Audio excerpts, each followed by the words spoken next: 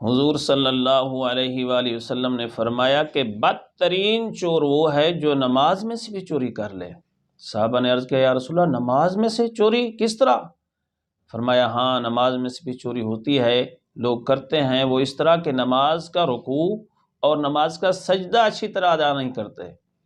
تو میرے دوستو اکثر دیکھنے میں یہ آتا ہے کہ پکا نمازی بھی سجدہ کیا ایسے جس طرح مرغا چونچ مارتا ہے، اور رکوع کیا ٹیڑھا پیڑھا، تو اس میں رکوع اور سجدہ نہ کرنا نماز میں چوری کرنا ہے، اور چور کو کتنی حقارت کی نظر سے دیکھا جاتا ہے۔ میرے دوستو آپ ذرا توجہ فرمائیں، ہم نماز اللہ کے لیے پڑھ رہے ہیں، وقت بھی نکالا ہے، وضو بھی کیا ہے، تو اللہ کے حضور کھڑے ہیں۔ کسی بادشاہ کے سامنے ہم اس طرح ڈھیلے ڈھولے کھڑے ہو جائیں، غفلت سے بے ادبی سے کھڑے ہو جائیں، تو وہ ہماری بات سنے گا؟ ہمیں نکال دے گا۔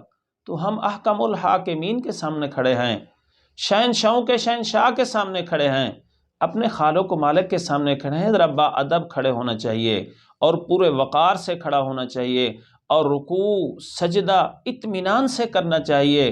غرض کہ نماز 2 منٹ زیادہ لگ جائیں گے نا تو نماز تو اچھی ہو جائے گی۔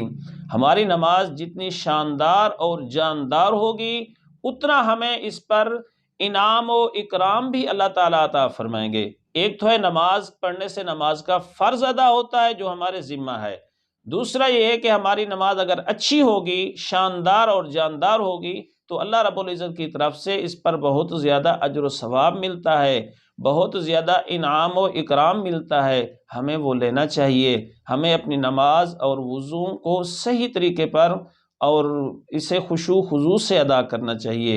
اللہ تعالی ہم سب کو توفیق عمل عطا فرمائے۔